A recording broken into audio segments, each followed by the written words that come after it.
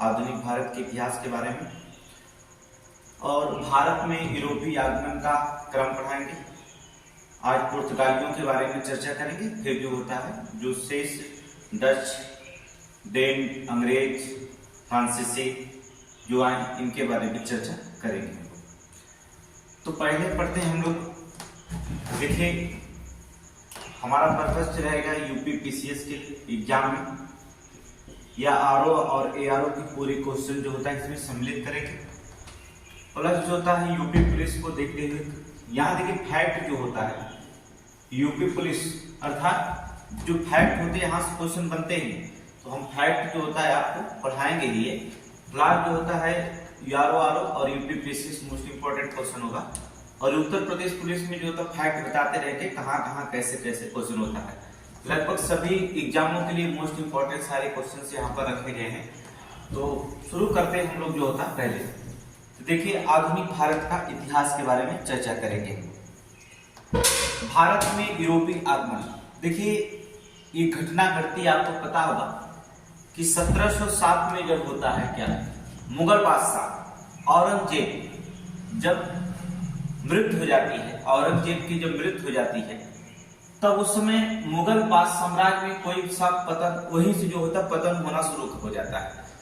1707 में जब मुगल बादशाह औरंगजेब की मृत्यु होती है तो उसी समय जो होता है मुगल बादशाह की मृत्यु होने के बाद जो होता है मुगल साम्राज्य का जो होता है पतन उन्मुख होने लगा, अर्थात पतन की तरफ जो होता है बढ़ता जा रहा है।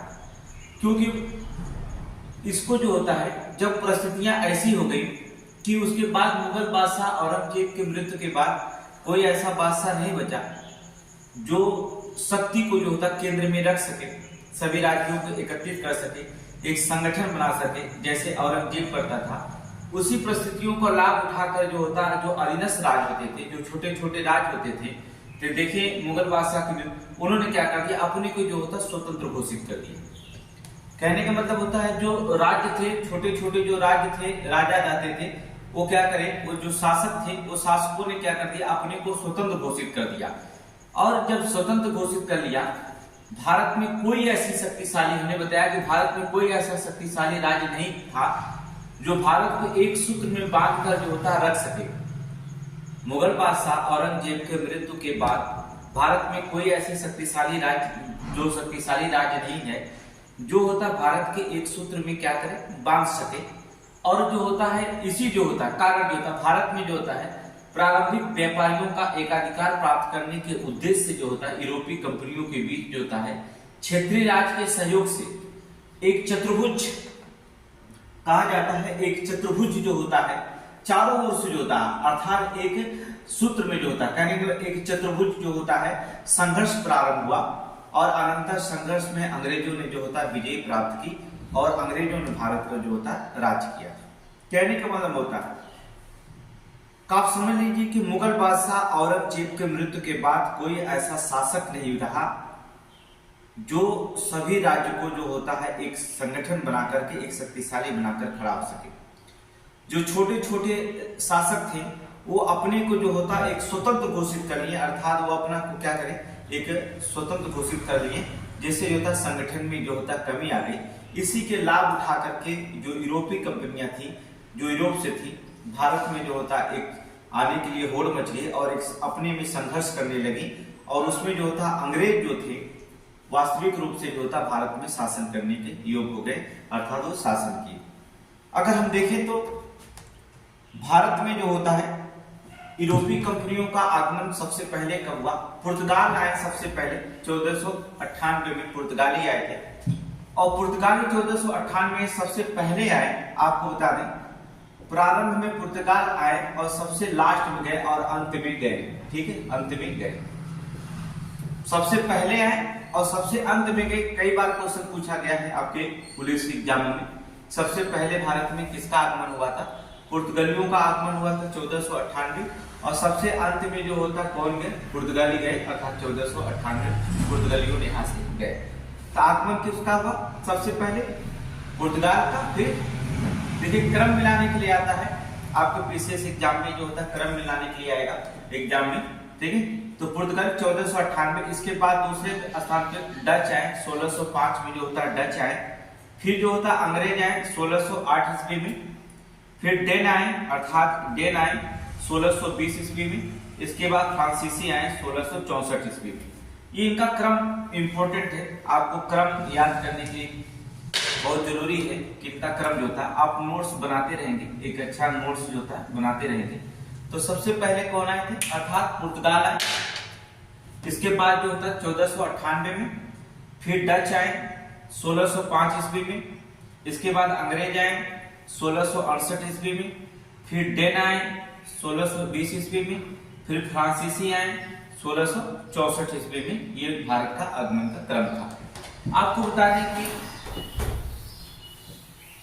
देखिए पुर्तगालियों की बात की अगर चर्चा करें, देखिए मध्यकाल की बात करें कि मध्यकाल में भारत को पश्चिमी देशों से जोड़ने वाले केवल 2 समुद्री मार्ग थे।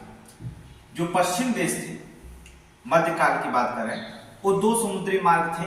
पहला था फारस की खाड़ी और दूसरा जो था लाल सागर। ये 2 ही समुद्री मार्ग थे जो पश्चिमी भारत का था पश्चिमी देशों को जो होता जोड़ते थे। ठीक है, अब यहाँ पर 2 थे, फारस की खाड़ी और लाल सागर जो थे। लेकिन लाल सागर जो होता है कहा जाता है कि 2 कारणों से बहुत दुष्कर था, रास्ता बहुत कठिन था, बहुत दुष्कर था, जिससे जो होता है पश्चिमी देशों को जोड़ने में जोड़ तो रहा लेकिन रास्ते बड़े कठिन थे। क्यों था? क्योंकि जब मार्ग में जो होता अत्यधिक कोहरा पड़ता था, जो रास्ते में जो होता था बहुत सारे कोहरे पड़ते थे तो वहां पर दिक्कत होती थी। और दूसरा अगर मार्ग कोहरा नहीं, चट्टाने जो होता है पड़ना। ठीक है, 2 कारण से लाल सागर जो होता है सबसे दुष्कर था पश्चिमी देशों से जोड़ने के लिए। पहला था मार्ग में अत्यधिक, ऐसा नहीं कि नहीं जुड़ा था, फारस की खाड़ी लाल सागर जो था पश्चिमी देश को जोड़ने वाले 2 समुद्री मार्ग थे। लेकिन लाल सागर से आने के लिए जो होता था कठिन इसलिए था कि रास्ते में जब वो चलते थे तो अत्यधिक कोहरा पड़ता था, और दूसरा रीजन था कि मार्ग से चलने में जो था चट्टाने जो था बहुत पड़ना, इसलिए दोनों कारण बहुत कठिनाई थी। इसे ऑप्शन बच जाता था कि हम फारस की खाड़ी से ही व्यापार करेंगे, ऐसा पश्चिमी देशों से व्यापार करेंगे। अब देखिए फारस की खाड़ी पर भी जो था एक घटना होती है। क्या घटना होती है? जैसे हम बताएं, देखिए हमने कहा कि फारस की, अब देखिए समुद्री मार्ग लाल सागर में कोहरा और मार्ग में चट्टान पड़ने के कारण जो होता है व्यापार करने में दिक्कत होती थी। तो फारस की खाड़ी ज्यादातर व्यापार इसी की प्राथमिकता दी गई कि हम जो होता है लाल सागर से ना दे करके फारस की खाड़ी में जो होता है यूरोपियों ने कहा आना शुरू कर दिया। इधर से फारस की खाड़ी से ज्यादातर व्यापारी इसी से जो होता प्राथमिकता दी गई, इसी से आना जो होता है क्या करें प्रारंभ कर दिए थे। दूसरी चीज होता है जब इसी से प्रारंभ कर दिए, देखिए एशिया से, ऐसा नहीं कि मार्ग यही था, एशिया में यूरोप को जाने के लिए जो था, जब एशिया के लोग जो था यूरोप जाने थे तो जाने वाले अनेक वस्तुएं जो था राज्य और मार्ग मिलते थे। ठीक है, अनेक राज्यों से होकर गुजरता था। कहने का मतलब होता है कि अगर एशिया हमें यूरोप तक जाना होता था तो यूरोप तक अगर हमें व्यापार करना था तो एशिया के लोगों से जो होता, जो एशिया के लोगों को अनेक जो होता राज्य पड़ते थे, बीच में जो होता छोटे छोटे राज्य पड़ते थे और अनेक मार्गों से होकर गुजरना पड़ता था, यहाँ तब हम यूरोप पहुंचते थे।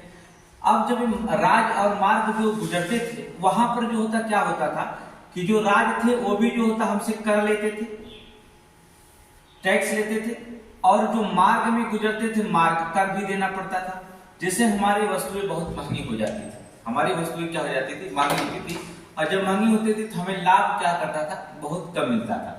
यही कारण था, यही कहा जाता था कि एशिया को, यूरोप को जाने वाली जो वस्तुएं थे अनेक राज्य और मार्ग से होकर गुजरती थी। हर राज्य को जो होता एक चुंगी देना पड़ता था और मार्ग कर देना पड़ता था। मार्ग कार्य अर्थात मार्ग कर देना पड़ता था, इसे यूरोप के व्यापार पर जो होता है। लेकिन उस समय जो होता है अब ये इस रास्ते से जाना, इसलिए हम लोग यूरोप में व्यापार नहीं करते थे। लेकिन अब इटली को जो होता जाने के लिए सीधे यूरोप में पड़ता था, वो इटली सीधे पहुंच जाता था। इसलिए यूरोप का जो होता व्यापार पर जो होता इटली का व्यापार जो होता है एकाधिकार प्राप्त, अर्थात एकाधिकार था कि सीधे सीधे वो यूरोप इटली पहुंच जाते थे। इटली के लोग जो होता है यूरोप में सीधे सीधे एकाधिकार का व्यापार था। इसके कारण जो था यूरोप के नवीनतम राज्य व्यापार से वंचित होते थे। ठीक है, यहां पर देखेंगे कि इस पर जो होता है यूरोप में जो होता है इटली का जो होता है व्यापार, जो व्यापारियों का एकाधिकार था, इसके कारण जो होता है यूरोप के जो नवीन राज्य होते थे व्यापार से क्या हो जाते थे? वंचित हो जाते थे। अब 2 कारण आप जाने। पहला कारण तो आप जान गए कि हमें व्यापार में फारस की खाड़ी और लाल सागर, दो कारण, दो मार्ग थे।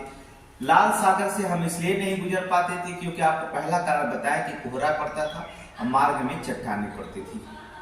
फारस की खाड़ी को जो था ज्यादातर प्राथमिकता दी गई। जब फारस की खाड़ी में ज्यादातर प्राथमिकता दी गई उस समय जो होता है, लेकिन यूरोप में जो होता है जाने के लिए एशिया से अनेक मार्ग और राज्य जो होते थे, राज्यों से होकर गुजरना पड़ता था और अनेक जो होता था क्या होता थे, मार्ग हर राज्य से चुंगी देना पड़ता था या कर देना पड़ता था। इसी के कारण जो होता है ज्यादा से ज्यादा महंगी वस्तुएं पड़ती थी। दूसरी चीज था जो यूरोप थे, अर्थात यूरोप के व्यापार में जो होता इटली का एकाधिकार था, इटली व्यापारियों का एकाधिकार था। और जब इटली व्यापारियों का एकाधिकार था, इसके कारण जो था यूरोप के जो नवीनतम राज्य थे वो व्यापार से क्या करते थे, वंचित रह जाते थे। अगर हम बात करें, देखिए उस समय भी फिर, लेकिन जो था पुर्तगाल में उस समय जो था, अब जो फारस की खाड़ी होती थी, हुआ क्या कि 1453 ईस्वी में क्या हुआ, तुर्कों ने जो होता पुस्तूनिया अर्थात पुस्तूनिया को विजय प्राप्त कर लिया। अब देखिए मामला गड़बड़ हो गया कि जब 1453 ईस्वी में जो होता तुर्कों ने जो होता पुस्तूनिया को विजय प्राप्त कर आटो साम्राज्य की जो होता स्थापना किया। ये इंपॉर्टेंट क्वेश्चन होते हैं, देखेंगे आप। हमने बताया कि यूपीपीसीएस और आरओ के एग्जाम में आप देखे होंगे, आरओ और एआरओ के एग्जाम में ज्यादा से ज्यादा क्वेश्चन आपके कथन और तर्क पर ही आधारित है। अर्थात अब आपको लॉजिकल से पढ़ना पड़ता है, लॉजिकल से जो होते हैं पढ़ना जरूरी होता है, क्योंकि कथन और तर्क के क्वेश्चन जो होता है, अगर 140 क्वेश्चन थे उसमें जो होता है 50% से 54% क्वेश्चन जो होता है, कहने का मतलब उसमें देखा गया था कि 46% जो क्वेश्चन थे वो तर्क ही थे, अर्थात तर्क। और तर्क पढ़ने के लिए जो होता है कुछ क्वेश्चन को जानना बहुत जरूरी होता है, इसलिए हमें यहाँ पर क्वेश्चन को देर से देखना होगा कि कैसे क्वेश्चन यहाँ पर बनते हैं। तो चलिए देखते हैं। और तर्क में आपको एक कथन, जब तक आप कारण नहीं जानेंगे तब तक तर्क और कथन निष्कर्ष दे नहीं सकते। हमने बताया कि 1453 ईस्वी में जो होता तुर्की ने जो होता, तुर्कों ने जो होता है कुस्तूनिया पर विजय प्राप्त कर लिया और उन्होंने क्या कर दिया, आटो साम्राज्य की जो होता स्थापना कर दी, आटो साम्राज्य की स्थापना की थी। जब स्थापना किया वो क्या करे, फारस की खाड़ी वाले मार्ग पर जो होता उनका नियंत्रण स्थापित हो गया। अब देखिए मामला गड़बड़ हो गया, क्योंकि लाल सागर में तो काम गड़बड़ था ही, प्राकृतिक गड़बड़ करती थी। पहला कोहरा था, दूसरा जो था रास्ते में जो था मार्ग में चट्टान थे। ये यहाँ पर गड़बड़ थे ही दो चीज, कोहरा और चट्टान। और तीसरी चीज गड़बड़ हो गया कि फारस के खाड़ी पे व्यापार होता था, कुस्तूनिया पर जो होता विजय प्राप्त करके तुर्कों ने क्या कर दिया, आटो साम्राज्य की जो होता आटो साम्राज्य की स्थापना कर दी और फारस के खाड़ी मार्ग पर जो होता इनका नियंत्रण स्थापित हो गया। और फिर तुर्कों ने इस क्षेत्र में होने वाले यूरोपीय व्यापार में दिक्कतें पैदा करने लगे, अर्थात दिक्कतें पैदा क्या करने लगे, यहाँ पर भी भारी कर बढ़ा दिए। अर्थात जिनको चाहते तो वही जो होता यूरोप में जा सकता था व्यापार करने के लिए, इसलिए जो होता है बहुत दिक्कतें पैदा हुई। इसलिए जो होता है व्यापारिक खोजें और व्यापारिक मार्गों के लिए जो होता है सबसे मोस्ट इंपॉर्टेंट जो था उस समय भौगोलिक क्षेत्र में गिने जाते थे, पुर्तगाल सबसे आगे था। इनकी कहानी क्या करते थे, जब ऐसी घटना घटी तो फिर ज्यादा जोर पर जो होता पुर्तगालियों ने जो होता नए मार्ग खोजने के लिए जो होता है उन्होंने जोड़ दिया कि नए मार्ग। वहां का राजा पुर्तगाल, देखिए क्या था भौगोलिक खोज और व्यापारिक मार्ग में। देखिए हमने कहा कि आविष्कार में पुर्तगाल अग्रणी थे, अर्थात भौगोलिक खोजों में और व्यापारिक मार्गों के लिए जो होता है उस समय जो आविष्कार और पुर्तगाल जो थे अग्रणी थे। यहाँ का शासक जो था द प्रिंस अर्थात प्रिंस हेनरी द नेविगेटर, नाम पूछा गया है, कई बार क्वेश्चन पूछा गया है, आरओ और एआरओ में भी पूछा गया क्वेश्चन। हमने बताया उस समय सबसे चरम सीमा पे, कहने का मतलब पुर्तगालियों में जो होता है खोज की ललक अर्थात भौगोलिक खोजों की ललक और व्यापारिक मार्गों की सबसे ज्यादा उम्मीद थी, चेष्टा थी। इसलिए उन्होंने क्या कर दिया कि आविष्कार के लिए जो होता सबसे ज्यादा अग्रणी थे वो लोग, और यहाँ का शासक जब प्रिंस हेनरी द ग्रेटर ने इस कार्य के लिए महत्वपूर्ण योगदान भी देता था। यहाँ का राजा जो था प्रिंस हेनरी द नेविगेटर, ये भी जो कहता था कि हाँ जो था सहायता करता था कि आविष्कार और नए मार्ग जिससे खोजा जाए, इससे और भी इनके अंदर उल्लास हुआ क्या कि 1486 में जो होता है 1486 में जो होता है पुर्तगाल का एक नाविक था जिसका नाम था बार्थ। ल्यूमिडेज, ठीक है, बार्थ ल्यूमिडेज आप लिख सकते हैं, बार्थ, उसका नाम ल्यूमिडेज, ठीक है। बार्थ ल्यूमिडेज नहीं होता है। अफ्रीकी स्थित जो होता है उत्तर महासागरीय के जो होता है केप, यहां लिखेंगे केप ऑफ गुड होप, खोज निकाली, ठीक है। उत्तर महाद्वीप की जो था खोज निकाली थी कौन ने?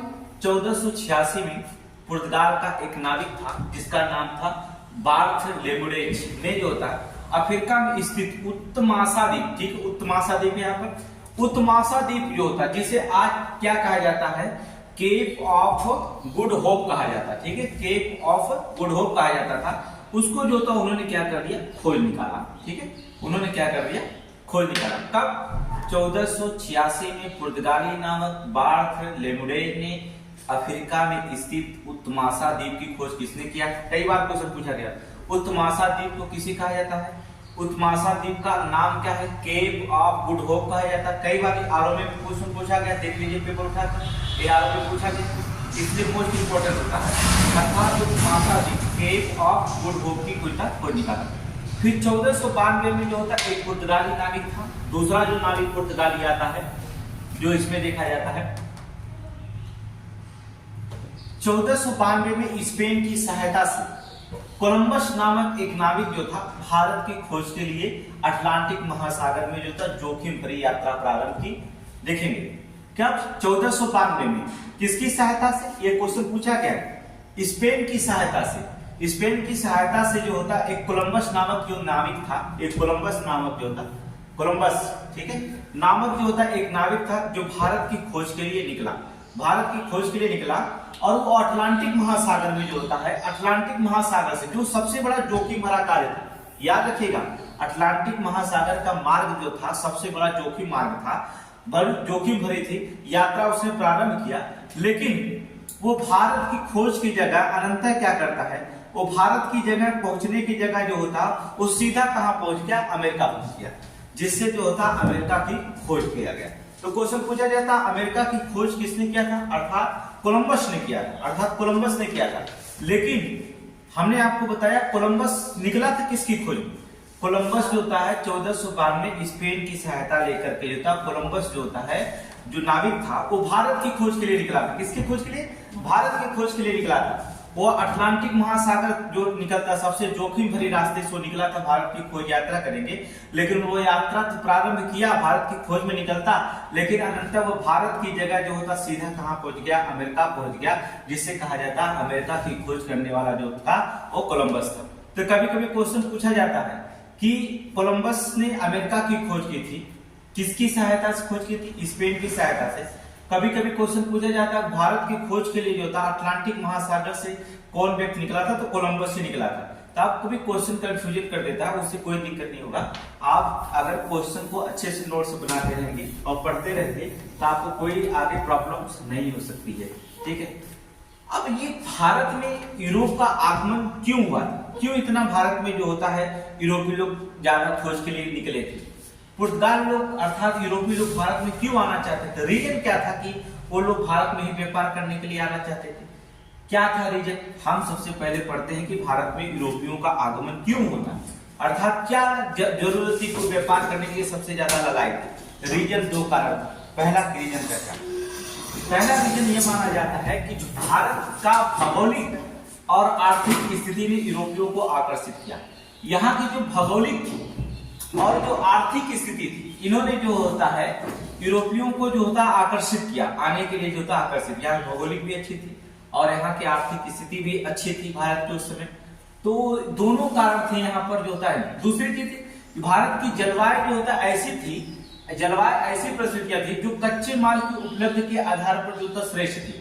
यहाँ पर जो होता कच्चे माल जो होता आराम से जो होता इसकी उपलब्धता के आधार पर श्रेष्ठ मानी जाती थी। रीजन ये हो गया, ठीक है, ठीक, आधार पर श्रेष्ठ मानी जाती थी। पहली कारण था, पहला रीजन था भारत में यूरोपियों का आगमन का, कि भारत का जो भौगोलिक और आर्थिक दृष्टि से जो होता स्थिति से दृष्टि से सबसे पहले इन्होंने क्या किया? आकर्षित किया, यूरोपियों को आकर्षित किया। दूसरी थी जो भारत की जलवायु थी, इनकी परिस्थितियों में जो होता कच्चे माल की उपलब्धता के आधार पर श्रेष्ठ मानी जाती थी, कि ऐसी भारत की जलवायु है जहां हम खेती कर सकते हैं, अर्थात कच्चे माल को ज्यादा से ज्यादा उत्पादन कर सकते हैं और श्रेष्ठ मान।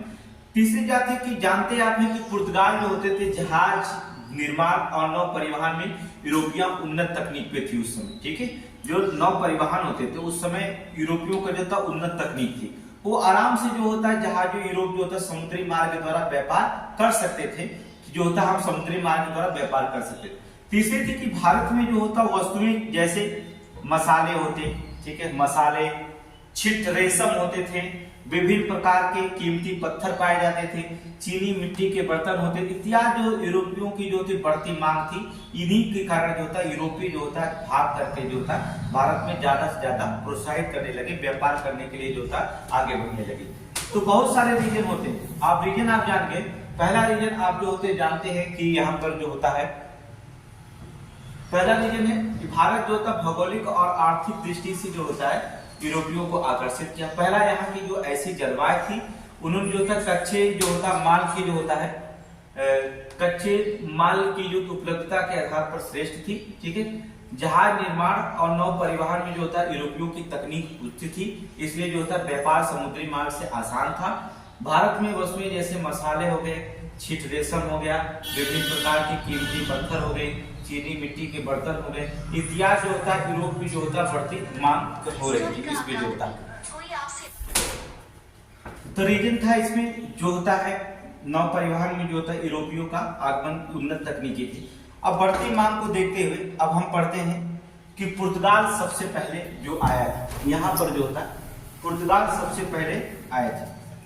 अब देखिए हम पुर्तगाल की चर्चा आज करते हैं, फिर जो होता है डच, डेन, अंग्रेज, बहुत लंबा चैप्टर है, इसको जो होता है कल चर्चा करेंगे। पहले हम पुर्तगाल की चर्चा कर देंगे।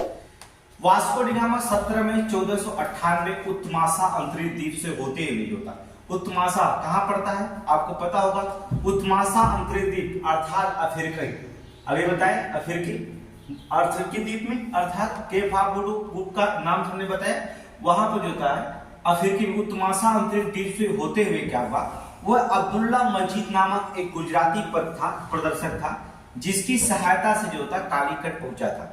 ये क्वेश्चन कई बार क्वेश्चन पूछा गया वनडे एग्जाम में कि उत्तमासा द्वीप से होते हुए वास्को डी गामा कब भारत पहुंचा था, 17 मई 1498। जब वनडे एग्जाम पूछा जाएगा तो केवल 1498 ही आपको याद करना होगा, लेकिन जब आप यूपीपीसीएस का एग्जाम दे रहे हैं, आरओ का एग्जाम दे रहे हैं और एआरओ का एग्जाम दे रहे हैं तो आपको 17 मई याद करना ही पड़ेगा, नहीं तो मामला गड़बड़ हो जाता है। क्योंकि देखते हैं डेट पूछता है 1498 तो बहुत बार एग्जाम में पीसीएस में पूछा गया, आरओ में पूछा गया, लेकिन उसका डेट एक्यूरेट नहीं पूछा गया, इससे डेट बहुत इंपॉर्टेंट होता है।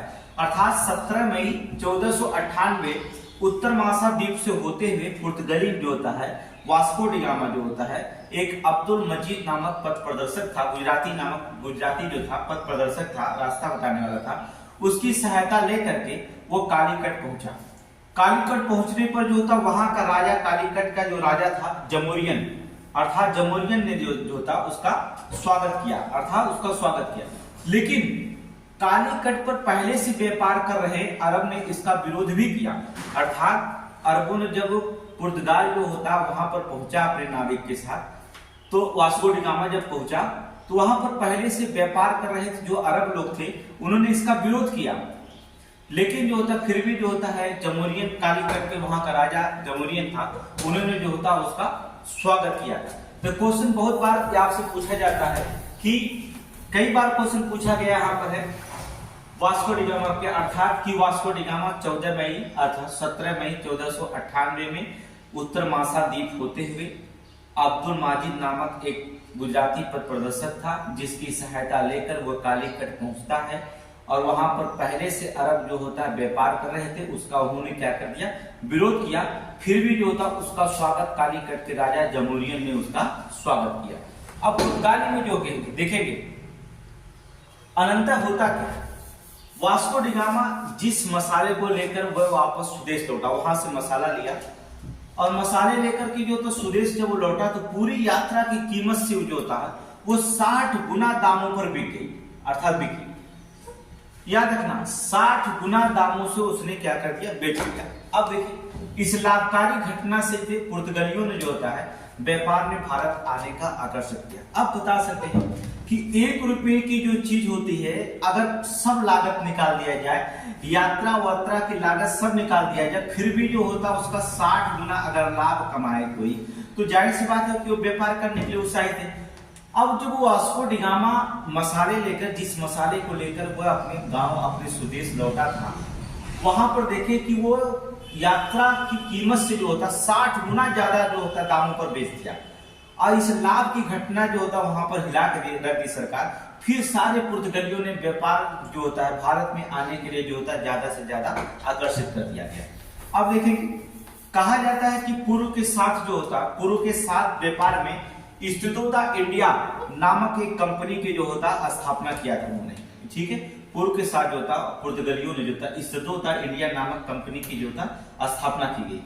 लेकिन वास्को डी गामा ऐसा जाता है और फिर जो था वापस आता है। वास्को डी गामा कब वापस आता है देखेंगे। वास्को डी गामा जो होता है 1502 में दूसरी बार भारत वापस आया। ये कई बार क्वेश्चन पुलिस में पूछा गया है, एग्जाम पुलिस में पूछा गया है, पीसीएस के एग्जाम में पूछा गया। हमने बताया आरओ और एआरओ के एग्जाम में भी यहाँ से क्वेश्चन पूछे गए। तो याद रखना, बहुत सारे क्वेश्चन आपको मिलेंगे जो एग्जाम में इंपॉर्टेंट क्वेश्चन होते हैं। अब इनको बार बार क्वेश्चन पूछा जाता है, ठीक है। वास्को डी गामा भारत कब वापस आ गया, एक तो वो गया अपने, फिर वापस आया वास्को डी गामा 1502 में, दूसरी बार भारत आया। इसके बाद उन्होंने पुर्तगालियों के जो था भारत में निरंतर आगमन जो था प्रारंभ हो गया। जब वास्को डी गामा 1502 में वापस आया, फिर जो था पुर्तगालियों का आना जाना जो होता भारत में क्या हुआ, प्रारंभ हो गया। पुर्तगालियों ने अपनी पहली फैक्ट्री जो था कालीकट में ही स्थापित कर दी, अर्थात जहां से व्यापार करते तो वहीं पर जो था पुर्तगालियों ने कालीकट पर स्थापित कर दी। परंतु जो होता है जमोरियन के द्वारा जो होता राजा, कालीकट के राजा जमोरियन थे, उनके द्वारा जो होता इस कंपनी को जो होता बंद करवा दिया गया, ठीक है। टैक्स वगैरह सब चोरी करते थे, क्योंकि पुर्तगाली पहले से ही डकैत माने जाते थे, ठीक है। इनका था ये लोग डकैत अर्थात लुटेरे भी मिलते, इतिहास में कहा जाता है ये लुटेरे भी थे। और पुर्तगालियों के बहुत सारे लोग आएंगे जो यहाँ पर विवाह के लिए जो होता उत्साहित कर रहे थे, यहाँ की महिलाओं से विवाह किया जाए और इन्हें पर जो था साम्राज्य स्थापित किया जाए। तो ये लोग ऐसे थे डकैत, और स्थापित करना अपने शासन अर्थात धार्मिक भावनाओं को जो था ठेस पहुंचाने, अपने धर्म का प्रचार करना था और व्यापार करना इनका ये लुटेरे का काम करना था। तो वास्को डी गामा 1502 में दूसरी बार जब आया भारत, पुर्तगालियों का आना जो होता यहाँ पर निरंतर प्रारंभ हो गया। पुर्तगालियों ने जो होता अपनी पहली फैक्ट्री कालीकट में जो होता स्थापित कर ली, जिसे जमोरियन के द्वारा बाद में इसे जो होता बंद करवा दिया गया। 1503 की बात करते हैं, देखेंगे 1503 में जो था काली मिर्च और मसाले के व्यापार पर एकाधिकार प्राप्त करने के उद्देश्य से पुर्तगालियों ने कोचीन के पास अपनी पहली व्यापारिक कोठी बनाई थी। याद रखना, क्वेश्चन पूछा जाता है कि पुर्तगालियों ने अपनी पहली व्यापारिक कोठी कहां बनाई थी, ये क्वेश्चन पूछा गया। कहां बनाई थी, कोचीन, ठीक है। किसके लिए, 1500 में काली मिर्च और मसाले व्यापार के लिए जो होता है, ये दोनों चीज के लिए जो होता है उन्होंने क्या कर दिया, अपनी पहली व्यापारिक कोठी जो स्थापित की थी वो कहां बनाई थी, कोचीन में बनाई थी। इसके बाद जो होता उन्हें कन्नूर में, अर्थात कन्नूर में पुर्तगालियों ने दूसरी फैक्ट्री बनाई थी। अर्थात पहली फैक्ट्री जो होता है, पहली व्यापारिक कोठी जो बनाई थी वो कोचीन के पास थी। इसके बाद जो था कन्नूर में पुर्तगाली ने दूसरी फैक्ट्री बनाई थी, ठीक है। काली मिर्च और मसाले के व्यापार के एक अधिकार के लिए था, ठीक है। यहाँ पर क्वेश्चन पूछा गया। दूसरी चीज होता था, देखेंगे इसके बाद जो होता है पुर्तगालियों के बाद एक आता है अल्मीडा, अर्थात अल्मीडा, ठीक है। 1505 से लेकर के 1509 ईस्वी तक ये अल्मीडा यहाँ का गवर्नर बनकर रहा। ये आता क्या है, अल्मीडा ने कोचीन को जो होता दुर्गीकरण करा दिया, अर्थात इन्होंने अपना मुख्यालय बनाया, ठीक है। कोचीन का मुख्यालय बनाने वाला व्यक्ति जो था वो अल्मीडा था, याद रखना अल्मीडा ने क्या किया, दुर्गीकरण कराया और जो होता इसे जो होता अपना मुख्यालय जो होता बना दिया। 1508 या 9 में जो होता इसने गुजरात, मिस्र, तुर्की को संयुक्त मुस्लिम जल के बेड़े को पराजित कर द्वीप पर जो होता अधिकार कर लिया, अर्थात द्वीप पर उन्होंने अधिकार कर लिया। याद रखना कब, 1508-9 में जो होता है जो अल्मीडा था, गुजरात, मिस्र और तुर्की, इस पे जो संयुक्त मुस्लिम जल के बेड़े थे उसको जो था सबको पराजित करके जो था वहां पर द्वीप पर जो था एक क्या कर लिया, अधिकार कर लिया था, अर्थात द्वीप पर अधिकार करने वाला व्यक्ति भी था और अल्मीडा। तो कई बार क्वेश्चन पूछा गया है कि कोचीन को अपना मुख्यालय किसने बनाया था, अल्मीडा ने बनाया था, अर्थात दुर्गीकरण किसने कराया था, अल्मीडा ने कराया था। गुजरात, मिस्र और तुर्की को संयुक्त बेड़े को जो होता है जल शांति की नीति अपनाने वाला कौन व्यक्ति था, अल्मीडा ने था, जो द्वीप पर जो होता है इनको हरा करके जो था द्वीप पर जो होता अपना अधिकार कर लिया था। अल्मीडा के बाद जो था दूसरा व्यक्ति आता है जिसका नाम होता है, आपको अल्बुकर्क नाम सुनते हैं। देखिए अल्बुकर्क 1509 से लेकर के 1505 ईस्वी तक यहाँ पर गवर्नर रहता है। अल्बुकर्क जो था भारत का पुर्तगाल का सत्ता का वास्तविक संस्थापक माना जाता है। कई बार क्वेश्चन पूछा गया है, ये क्वेश्चन जो होता है कई बार क्वेश्चन पूछा गया है कि भारत में पुर्तगाली सत्ता का वास्तविक संस्थापक कौन था। तो वास्तविक संस्थापक जो अगर पूछता क्वेश्चन तो अल्बुकर्क था, ना कि वास्को डी गामा था, ना कि अल्मीडा था। अगर वास्तविक संस्थापक पूछता है अर्थात वास्तविक सत्ता के वास्तविक संस्थापक कौन पूछता है तो आपको पुर्तगाल के सत्ता का वास्तविक संस्थापक अगर पूछता है तो अल्बुकर्क। कई बार वनडे एग्जाम में पूछा गया, याद रखिएगा ये वनडे एग्जाम में कितनी बार सारे क्वेश्चन से पूछे गए। ठीक है, पूरे आधुनिक भारत का इतिहास जो होता है 15 से 20 दिन में जो होता है खत्म कर देंगे आपके, 15 से 20 दिन में जो होता है आधुनिक भारत का एक्स्ट्रा। ठीक है, यहाँ से क्वेश्चन बहुत सारे पूछे जाते हैं। ठीक है, इसके बाद पॉलिटिक्स आपको चल जाएगी। ठीक है, लेकिन जो होता है आधुनिक भारत के इतिहास में मोस्ट इंपॉर्टेंट क्वेश्चन आपके पढ़ाएंगे जो आपके कोई भी एग्जाम देते हैं, चाहे आप पीसीएस का एग्जाम दे रहे हैं, चाहे आरओ दे रहे हैं, चाहे पुलिस दे रहे हैं, चाहे एसएससी, कुछ भी एक भी क्वेश्चन वहां से बाहर नहीं आने की। ठीक है, वहां से नहीं आ सकता। यहाँ पर देखेंगे, अब देखिए क्या करते हैं। जो अल्बुकर्क था वह पुर्तगाल का अर्थात कहा जाता है कि पुर्तगालियों का भारत में वास्तविक संस्थापक किसे माना जाता है, तो पुर्तगालियों का जो था वास्तविक संस्थापक आप किसको मानेंगे, अल्बुकर्क था, जो भारत में सत्ता स्थापित करने का वास्तविक संस्थापक माना जाता है। इसने 1510 में बीजापुर से गोवा को जीत लिया। ठीक है, बीजापुर से गोवा को जीत लिया और किलेबंदी करवा दी और एक शक्ति केंद्र के रूप में जो होता है विकास किया था। ठीक है, गोवा पर कहा जाता है 1984 तक जो था गोवा पर जो था पुर्तगालियों का शासन माना जाता है। 82-84 में जो था छोड़ करके वो गए थे। कहने का मतलब पुर्तगाली सबसे पहले हैं और सबसे लास्ट। भारत की स्वतंत्रता के बाद भी पुर्तगाली कुछ लोग गोवा पर अधिकार था, अर्थात गोवा को वहां पर रहे। ठीक है, तो उन्होंने 1510 में बीजापुर से गोवा को जीत लिया और किलेबंदी करवाई और एक शक्ति केंद्र के रूप में जो होता किलेबंदी का वहां पर विकास किया था। इसके बाद वास्को डी गामा जो होता फिर आता है। वास्को डी गामा यहाँ गवर्नर बनकर रहता 1524 से लेकर के 1529 ईस्वी तक ले यहाँ पर भारत में रहा। वे देखिए वास्को डी गामा 1524 से 29 ईस्वी तक यहाँ अर्थात गवर्नर रहा, भारत का गवर्नर बनकर के रहा वास्को डी गामा। सबसे पहले आया और शासन किया, अर्थात यहाँ पर 1524 से लेकर 29 ईस्वी तक जो होता है यहाँ पर वो गवर्नर रहा। 1529 में गोवा में इसकी जो होती है मृत्यु हो जाती है। 1529 में गोवा में मृत्यु हो जाती है। याद रखना, बहुत बार क्वेश्चन ये पूछा गया है, ये वनडे एग्जाम से लेकर के पीसीएस तक एग्जाम में, कि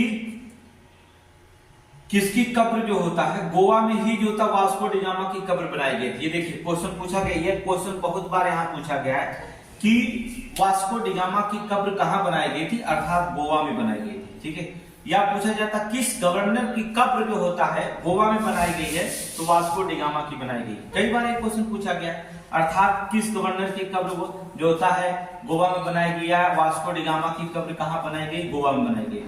इसकी मृत्यु कब हुई, अर्थात 1524 से 29 ईस्वी तक ये यहाँ पर शासन किया, गवर्नर बनकर रहा और 1529 में जो होता है इसकी गोवा में इसकी मृत्यु हो जाती है और गोवा में ही जो होता है इसका वास्को डी गामा का जो होता है कब्र बनाई गई, अर्थात वास्को डी गामा की यहाँ पर क्या हुई, कब्र बनाई गई। देखेंगे एक कब्र और है जेवियर, इसी संत की जो कब्र भी गोवा में है, जेवियर संत। ठीक है, जेवियर एक संत थे, ईसाई पादरी संत थे। ठीक है, इनकी भी जो था कब्र जो होता है कहाँ मिलती है, गोवा में ही मिलती है। ठीक है, गोवा में ही जो थी इनकी कब्र, वहां पर देखेंगे। कहने का मतलब होता है जो जेवियर संत थे, ईसाई संत थे, वो भी जो होता है उनकी भी कब्र गोवा में ही है। तो क्वेश्चन कहीं से पूछता है वास्को डी गामा की तो बनाई गई है, क्वेश्चन कई बार पूछा गया है। कभी कभी जेवियर शब्द के भी पूछा गया है। इसके बाद शासन करने के लिए आता है नोनो दा कुन्हा, 1529 से 38 ईस्वी तक के शासन किया था। नाम था नोनो दा कुन्हा। नोनो दा कुन्हा 1529 से 38 तक शासन। अभी हम पुर्तगाल के बारे में चर्चा कर रहे हैं, इसके बाद डच की चर्चा करेंगे। पहले पुर्तगाल आज देख लेते हैं, फिर जो होता है टाइम मिलता है तो हम पुर्तगाल के सिवा डच और अंग्रेजों के अधिकार के बारे में बताएंगे। इंपॉर्टेंट क्वेश्चन यहाँ से बनते हैं, इसलिए यहाँ पढ़ना बहुत जरूरी होता है। ठीक है, देखिए अल्बुकर्क का उत्तराधिकारी था। नोनो दो कुन्हा कौन था? ये जो होता अल्बुकर्क का वास्तविक उत्तराधिकारी था। किसका? अल्बुकर्क का वास्तविक उत्तराधिकारी था। इसने 1530 में जो होता जब कोचीन को जो जगह उन्होंने गोवा को राजधानी बना दिया।